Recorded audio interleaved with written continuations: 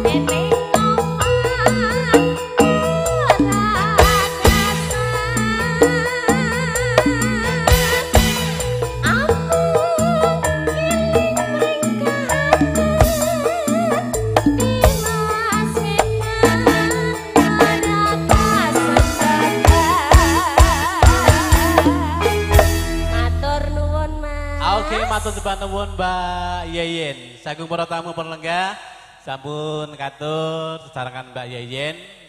Lumantan Kayung Yun. Kembali diucapkan selamat siang.